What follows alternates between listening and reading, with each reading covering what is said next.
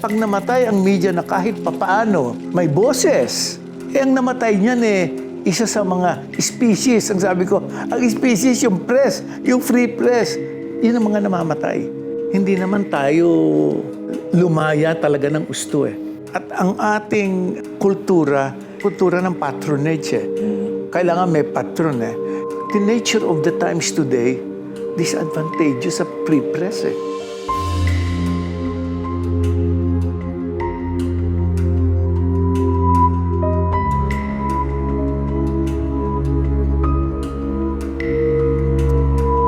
Magandang araw po sa inyo lahat. Ako po si Christian Esguerra at welcome po sa ating episode ngayong araw.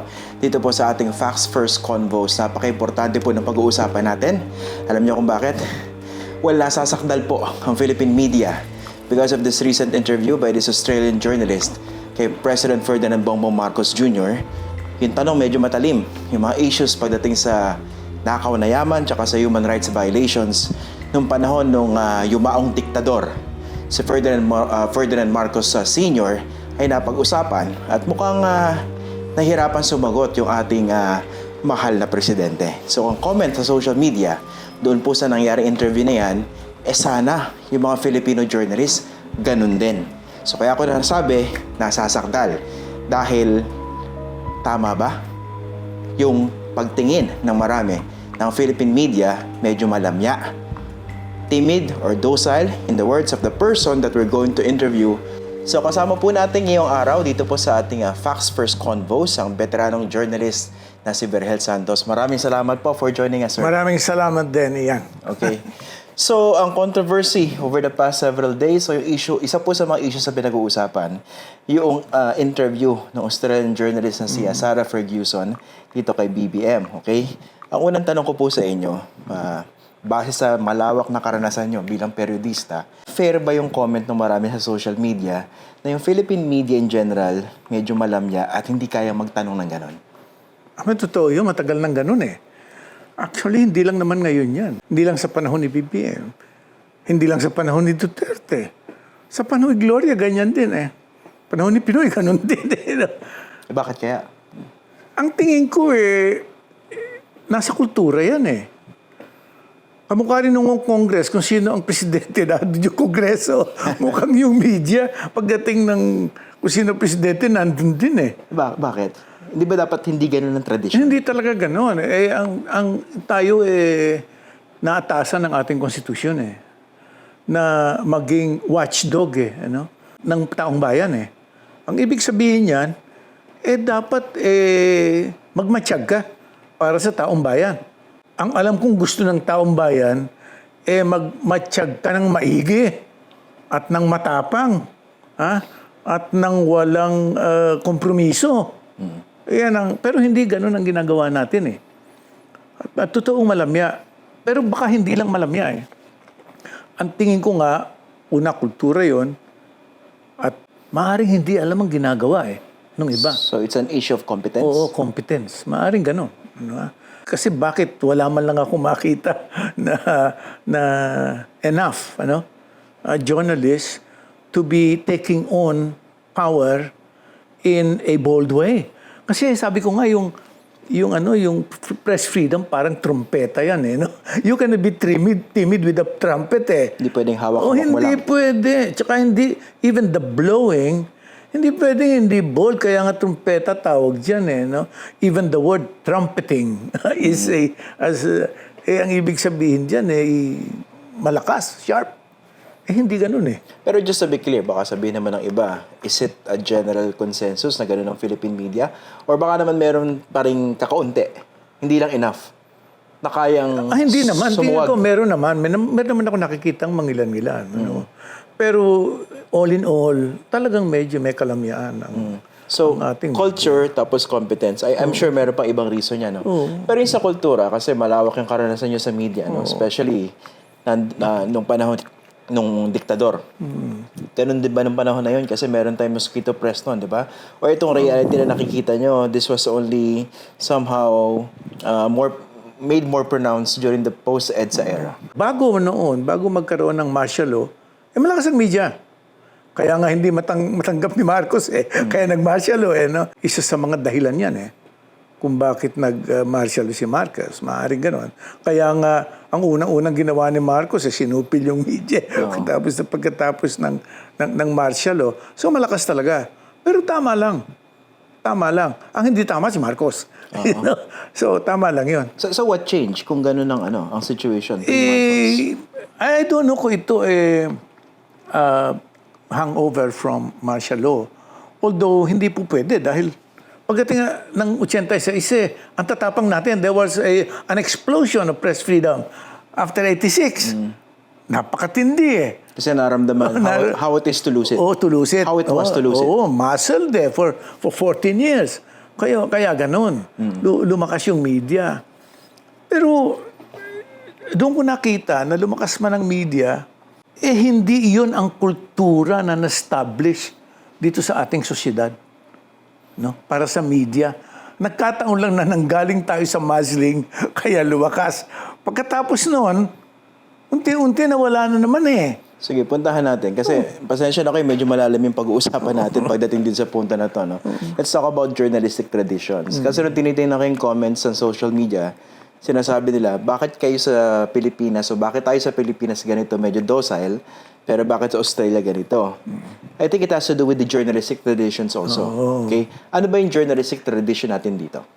Alam mo, ang pagpaperiodiko ng Primero, ang unang nating nagisnan na pamamahayag, advocacy journalism talaga Kasi in the first place, hindi naman tayo lumaya talaga ng gusto Ano ha? At ang ating kultura, kultura ng patronage Kailangan may patron In fact, ang may-ari ng periodiko, patron pa rin yan Yung pa rin ang tingin natin. Totoo yan. Ano? Kami nung araw pagka ang alam namin, hindi namin mailalabas sa periodiko, yung gusto namin ilabas, nangyayari yun kahit nung araw. Sinasabi ngo, ang publisher, ang owners, at ang editor, merong mga pag-uusap yan behind closed doors. Ano, Hindi na nga nalalanong stuff no? Ang hinahanap na lang ng editor na kamukha ko, decent compromise. Yeah. Nasa Decent, sa kanya, yun ang keyword. Decent compromise. Decent compromise. So naintindihan ko naman yun. Pero ako kahit anong mamamahayag ako, na nakikita ko na hindi pwedeng maging malaya ka ng husto sa kagustuhan mo sa iyong may-ari. Hindi mangyayari. Kasi yun yung ownership structure. Yung ownership structure. Pero ano yung red lines nyo? May red lines yan, di ba? Kung journalist ka. Nagbago yan pagkatapos ng martial law. Actually, nagbago yan Nakita ko Nung araw, ang ginagawa namin, pag hindi namin pwede ilabas sa periodiko namin, ililik namin doon sa kabilang periodiko pwede maglabas. Sa kalaban. Oo. Pag lumabas, kakabahan yung owner. Di ba? Malalang na yung owner. Oy, malaking story yan. Mabuti pa, ang iniisip ko noon, ako mismo, hindi ko wala ko, iniisip ng iba. Pero ang iniisip ko noon, pag lumabas ito, mas lalakas ang bargaining position ko sa sarili kong owner. Di ba? So, you were strategizing. Nung mga panahon na yun, kahit malaki kabataan ko, bago martial law, nag-martial law, 26 anyos lang ko Although nasa periodiko na ako mula 17, 18 No? So, pero nakita ko may culture ng pattern. Pagkatapos ng EDSA, nung ako, gawing editor ng Manila Times, Revive Manila Times, matapang talaga ang mga periodista noon. Ang aking staff talaga, I had the best, I've never had that kind of staff. Sino-sino? Para maalala nila. Nandiyan si Sheila Coronel. Nandiyan si Malu Mangahas. Nandiyan si Alan Robles. Nandiyan si Manny Mugato. Nandiyan si Telma San Juan. I started Conrad de Coros writing now and then an opinion piece. Nandiyan si Lorna Calao Tirol. Some of the biggest names in Philippine journalism. Sina Rolly Fernandez. Actually, si Tiglaw, ginagawa kong, inaantay ko maging economics editor ko at that time Kaya lang, hindi nakabalik agad sa Amerika dahil pinagagamot niya tayong asawa. Pero nung mag-coronica naman ako, andun siya. So yung kultura ng mga journalists noong time na yun, immediately after EDSA, matapang. Matapang. Generally, hindi siya more of an exception than the rule? Oo.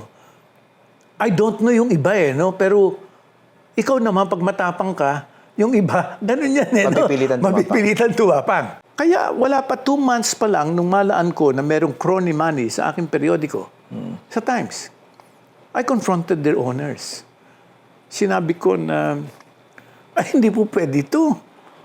Ang kaming klaseng mga periodista hindi makapagtatrabaho sa ganitong periodiko. Dahil may conflict of interest. May conflict of interest. Sabi sa akin, anong gagawin natin? Kailangan mag-disinvest yung okay, sabi niya, lapitan namin pa-disinvest namin. Si Ronnie Velasco yun, no? Ginawa ba? Ginawa nila. Sabi namin, pagka hindi kami nakakita ng divestment paper, towards the end of the day, don't have a newspaper the next day. medyo ganun ang mga usapan ng mga, kasi alam mo naman, yung temper ng mga panahon na yun Febrero February, March, mga bandang Abril na yun. So did it happen? So nangyari. Kala nila tapos na doon. Sabi ko, hindi, we'll have to come clean on page 1. Kailangan isulat natin. Tama. Disclosure. Very important. Disclosure. Kailangan isulat natin. Abay, paano yan? Meron ba kayong gustong sabihin, yung mga owners? Ilalagay namin yung istorya dito. Sa tabi nun, yung sabihin nyo kung ano gusto nyo sabihin. Para may side sila. Para meron kayo. Pero hindi nagtagal After 2 weeks, sabi sa akin, malis na raw ako, maliwanag yun. At least nag-divest, pero tinanggal kayo? Tinanggal ako. Tapos nag-walk out ang buong staff. Walang bumalik. So you win some, you lose some. That's a lesson. Ganun rin. Tapos naman kinuha naman kami ng Chronicle. Nagkaroon din ng mga problema doon dahil may Roses pa rin doon. Alam mo, galing sa Roses paper, tapos Roses ang publisher, si Chino. So pagdating doon sa kabila naman, doon, actually umalis ako dahil I was conscripted into the Cory government to help it rehabilitate the media infrastructure, the official media infrastructure. In fact, pati doon, medyo, isa sa mga una kong employer, Teddy Benigno, he was like a father to me. So sabi niya sa akin, gawan mo nga ng study kung anong dapat natin gawin sa infrastruktura ng media ng gobyerno, yung mga na-sequester na Sabi ko sa kanila, alam mo kung ako tatanungin ko, alisin ko gobyerno dyan sa lahat ng media. Ngayon, privatize na lang. Oo.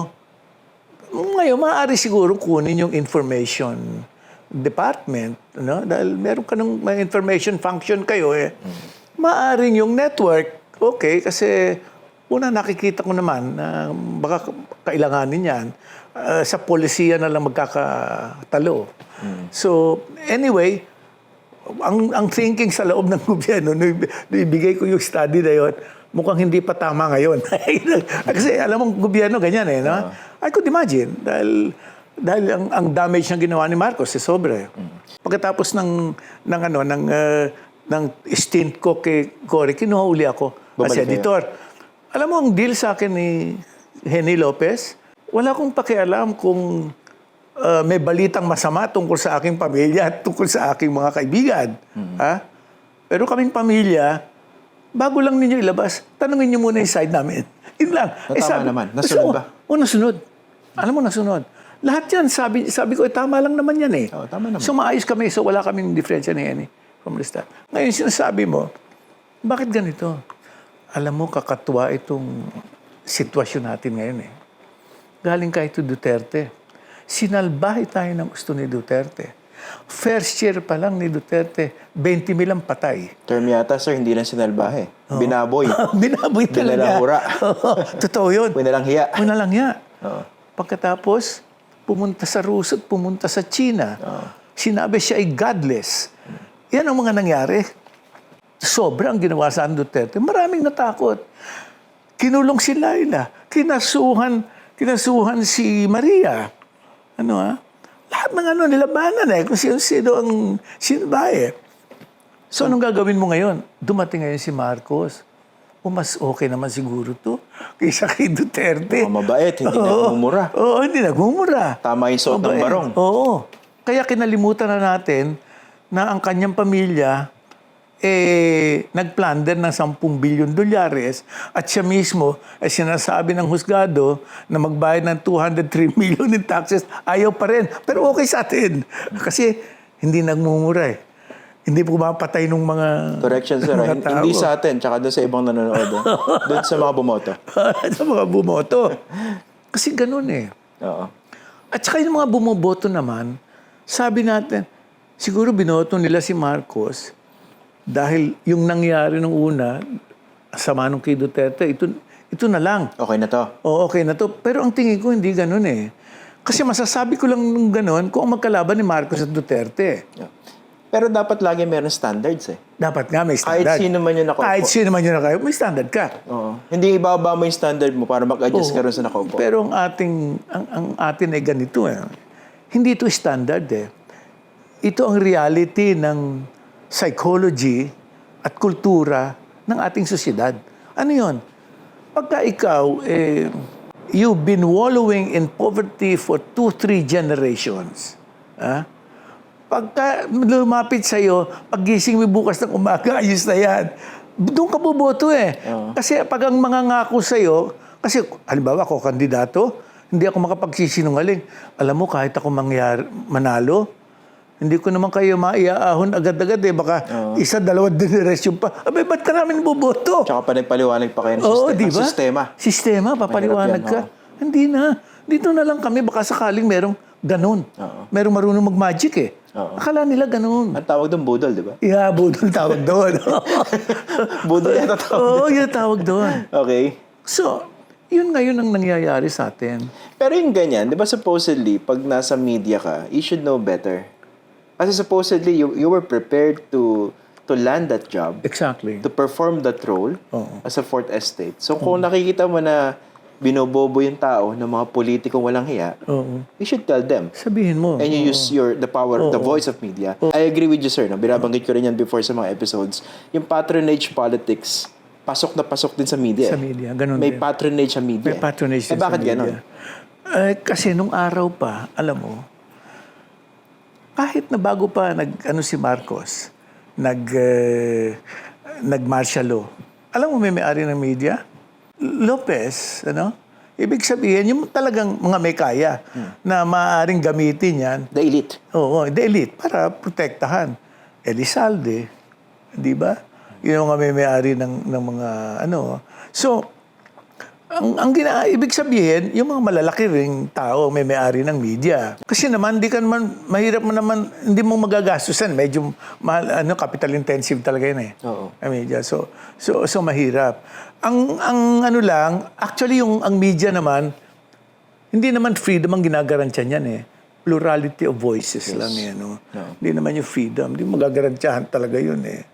Kaya ganun na nangyari nung araw. So, ngayon, I suppose ganun pa rin. Ang problema natin ngayong malaki, iyon nga, ang kultura natin, hindi angkop doon sa gustong mangyari ng mga pilosopong nagsabi na ang demokrasya ay ganito. Hindi nila mapatupad yan. Nangyayari sa ibang lugar kasi maagang nag-mature na yung ibang lugar. Kahit nauna pa tayo, bilang demokrasya sa kanila. Matagal sa kanila. Ngayon, inabot tayo na lalong grabe pa. Kasi, the nature of the times today, disadvantageous sa free press eh. Dahil sa media. Infrastructure sa disinformation. Yung technology, mismo talo ang media. Kaya ang sabi ko nga nung mawala ang mga media, pag ibinalita yan, parang parang namatay lang ang isang korporasyon di ba? Hindi. Pag namatay ang media na kahit papaano, may boses, in the plurality of voices, isa siya, ang namatay niyan isa sa mga species. Ang sabi ko, ang species, yung press, yung free press, yun ang mga namamatay. Kaya nawawala. Paano ngayon ang gagawin natin? Yun ngang teknolohiya, hindi advantageous sa atin. So, technology plays a big part, no? Oh, Kasi yes. nandyan yung platforms na nagiging parang very susceptible to infrastructures of disinformation. Pero sa akin, let's go back to the basics, no? Kahit ganun yung realidad ngayon, why should that keep, let's say, a journalist who gets an opportunity to interview Bongbong Marcos from asking the questions that need to be asked? Walang iskusa. Alam mo yan, wala talagang iskusa. Walang iskusa na maging timid. Walang iskusa para na hindi mo alam ang ginagawa mo, lalo na. Di ba? Walang iskusa na willfully negligent ka. Nagdadahan-dahan ka talaga. Dahil niisip mo, mas okay naman to, no? Alaban to sa China eh. Di ba? Mas okay naman to dahil hindi mapatay ng tao. Mas okay naman ito at hindi nagmumura. Hindi yun. Wala sa ano yun, wala sa bar yun, ano? Hindi kasama sa criteria yun. Hindi kasama yun. Basta ikaw, watchdog ka ng tao, sabi mo sa tao kung ano nangyayari. Yung tinanong noong Australian journalist kay Marcos, dapat itanong yun. Dahil hindi sinasagot. Yan sa akin no? Hanggat hindi sinasagot yan, itanong mo ng itanong. Oo. Ha? Ito pala, yung realities, no? Yung beat reporting. So, ito yung sinasite na excuse ng iba or dahilan. Kunwari, reporter ka, yung beat system po sa Pilipinas, ibig sabihin, naka-assign ka sa isang area of coverage. Kunwari, Malacanang, kino-cover presidente. So, ang problema ng ibang reporters, nagko-cover ako dyan. Pag binangga ko ng binangga yung Pangulo, pag tinanong ko siya at nabastusan siya, mawawalan siya ng access. Is that a valid excuse? Hindi ka dapat mawala ng access. Ang access does not necessarily mean proximity or closeness. Kasi, sige natin, hindi na ako makapunta dyan. Hindi, nung araw nga ang sinasabi, ayaw mo akong papasukin dyan, ayaw mo patignan sa akin ng mga files dyan, ayaw mo akong pakiusap dyan. Meron akong ano dyan, may panlaban ng periodista dyan, tawag kong stink bomb. I-out nyo sila? Oo, I will explode stink bombs para lumabas yung lahat na yan. Ayun yung sabi, tinatanong ko kayo. Kung hindi, ilalabas ko lahat ito, itinatanong ko sa inyo nang wala kayo. Sasabihin ko, kaya ko ilalabas. Dahil ayaw yung sumagot Oo. So, meron kang magagawa. Hindi dahil sa walang magagawa. Tsaka syempre, mas mahaba lang yung ruta. O mahaba lang Kasi yung pwede kang kumausap ng mga kumausap tao. ng iba. Meron kang mga ibang pupuntahan pa eh. Sinasabi nga, kung ayaw mo nito, di susunod.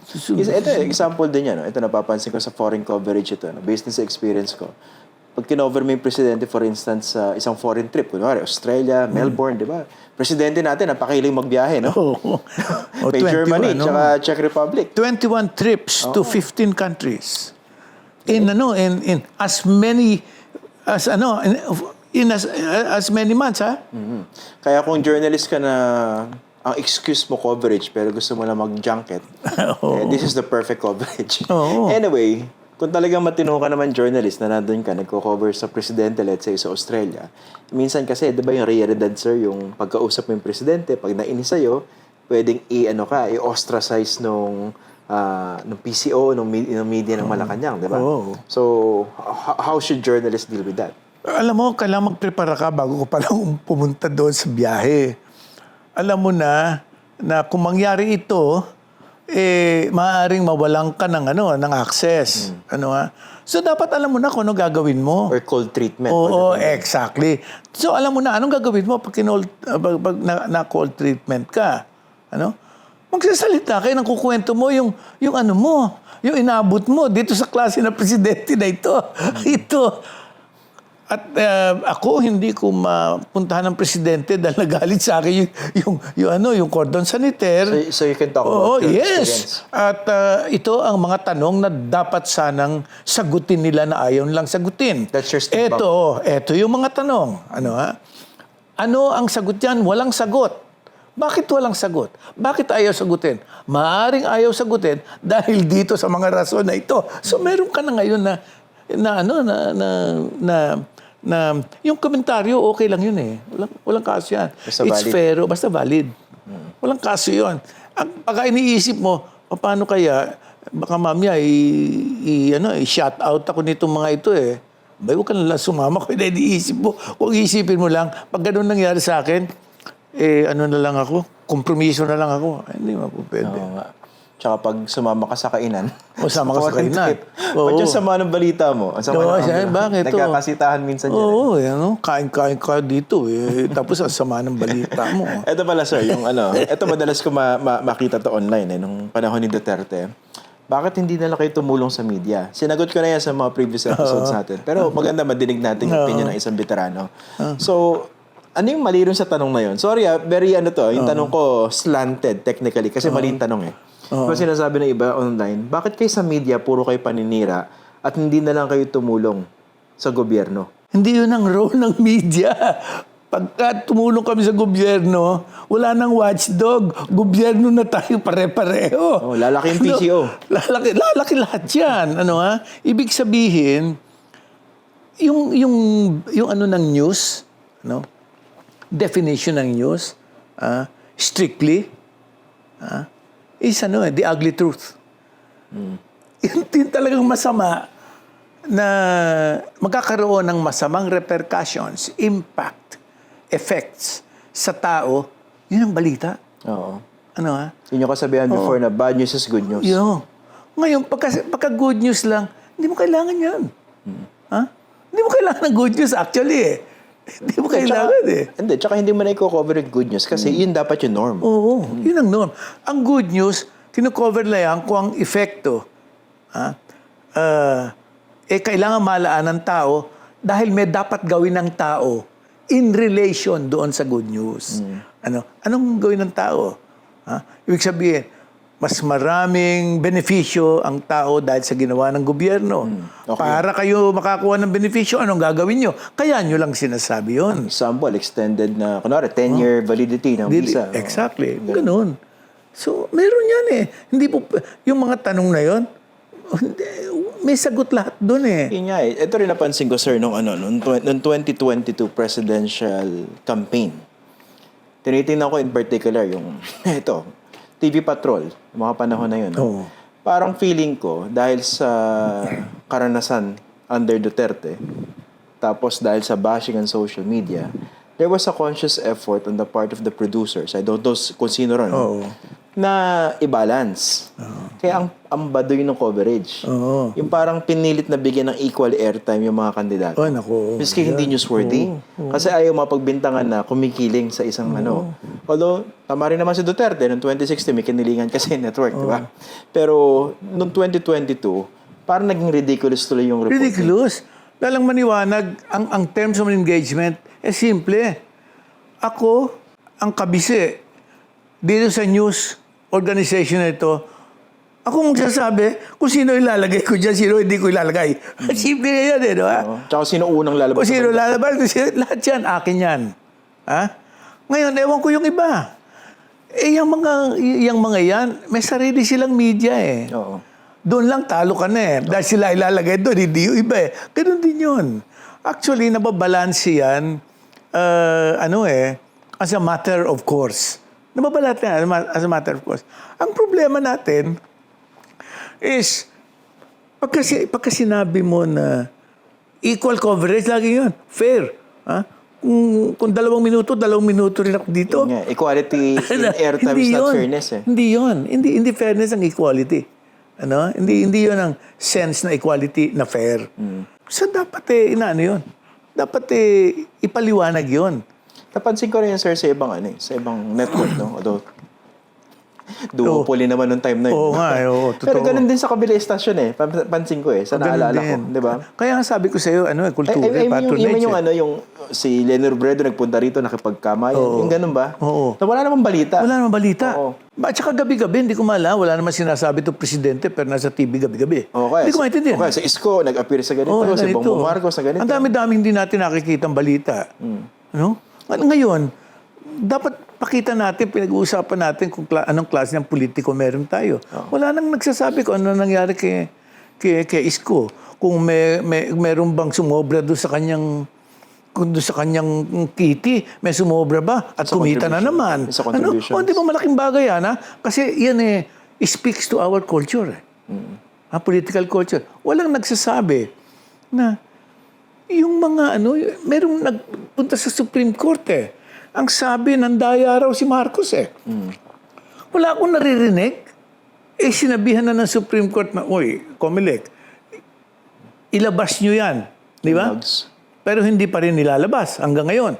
Wala ring nagsasabi nung talunin si Marcos ni Leni sa pagka-vice presidente at magprotesta, ang lawyer niya si Garcia. At wala nagsasabi si Garcia ang nasa Comelec ngayon. Wala magsasabi. Yung mga ganong klase, these things speak critically. Ha? To our culture. In fairness, may mga nakikita naman ako. May mga Meron nagbabanggit naman, yan. oo. Meron naman. Oo. Hindi lang siguro ganun kaano. Oo. It speaks to our culture eh. Yan ang mga dapat natin pag-usapan eh. Oo. Yung role ng civics, related ba yun sa ganyang behavior ng media? Yung tipong kakulangan. Ngayon kasi nagugulat ako, I don't know what happened, sir, dito sa generation ngayon. No? Parang nagkulang ba ron sa pagtuturo doon sa role of institutions in a democracy? Oo, kulang. Kasi ito lang, hindi naman to indictment ng buong henerasyon. Pero base lang sa mga nakikita ko sa social media comments, parang hindi malinaw yung role ng media sa isang demokrasya. Ano yung system of checks and balances within the branches of government. Parang kailangan pa ipaliwanag in a very basic way. Ang mahirap talagang mahirap ipaliwanag. Mahirap magturo ngayon. Kasi marami kang kalaban. Ang kalaban mo, social media, naku, takot na troll dyan eh. Pag nagtuturo ka, sagupting ka pa tuturuan mo, sabihin sa'yo, di totoo yan. Narinig ko sa social media. Ano ba sinasabi niyo sa akin, di ba? So, napakahirap ngayon talaga. Napakahirap sa panahon na ito. Itong panahon na to, it is not conducive sa demokrasya. To social maturity. Hindi conducive. Kaya kung napag-iwanan ka na sa panahon na ito ng development, you have lagged in the movement toward development, lalong humihirap sa'yo. Kaya yung gap ng have and have-nots, lalong lumalaki imbis na lumiliit sa panahon ngayon. At sa ibang bansa, ganun na rin. Although, yung mga demokrasya na solid at maayos ang kultura, talaga yun sila ang malakas. Tayo ang mahina, hindi solid ang kultura natin eh. Pero kung now it's not conducive to democracy, does it mean na we have to give in? Or is it a time for us tinanong ako dyan, make it work even more? Paano gagawin natin? Ako sabi ko, namimili ako ng battles eh. Ngayon eh. Kasi hindi mo labanan lahat eh. Anong battles? Hindi lang battles ang pinipili ko. Namimili rin ako ng constituency na tutulungan kong iangat. Kasi hindi mo maiangat yung 110 milyones eh. Paano iangat yan? Ang dami-dami niyan. Geographically disadvantaged pa tayo. At ang kultura natin, ganyan pa kababaw. Paano gagawin mo? So naniniwala ako na baka merong a constituency that comes up to a critical number. Ano yun? Siguro mga 10% nung population. So 10 milyones. Para sa akin, yan eh. Swing vote yan eh. Ito, youth, women. Like-minded people. Hanapin mo, sign up mo. Like-minded people. Not necessarily youth. Kasi alam mo yung chances are, pag yung matanda, maayos ang pananaw, yung mga anak at apo nun, maayos ang pananaw. Malamang. Diba? So, yun ang makakasama mo. So, ito na lang. Kung magtutulungan kami magtutulungan. Pero muna iba. Pagka gusto na si Marcos, doon kayo humingi ng tulong doon kay Marcos. dito sa amin, ito tutulungan, ito iangat namin. Kami naman, ang constituency namin, hindi naman ito constituency ng puro mahirap eh. Ang constituency ito, precisely, halo-halo. Dahil ito ang constituency ng gustong magtulungan. At gustong maiayos ang ating... Para sa akin, yun lang ang magagawa natin in lieu of the unconstitutionality of a breakaway constituency. You can break away the constituency.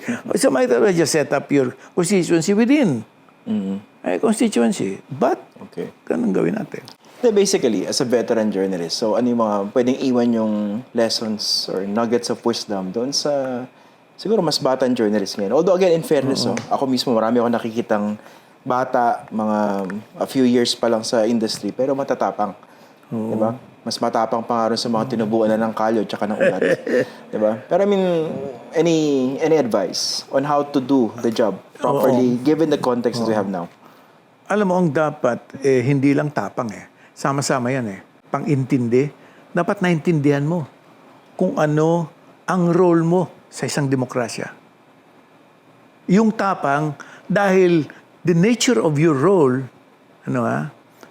given the nature of your role, you are expected to be bold. Hindi po pwedeng malamya talaga. You are expected, kasi nature ng trabaho mo No? Yung nature ng constitutional role mo. At remember yung press freedom. Highest rank freedom yan Kaya nilagay yan. Bakit nilagay na highest rank freedom yan? Kasi wala ka naman panlaban kundi yan lang At ang kalaban mo, ang puder na kalaban mo, maraming panlaban. Yung freedom mo, freedom din nila Correct. Pero sila, meron silang army, tsaka pulis, tsaka BIR. So, talo ka talaga. Pag may intimidate ka, talagang pwede kang ma-intimidate. So, ang kailangan yun nga, at i-improve mo constantly ang yung skills.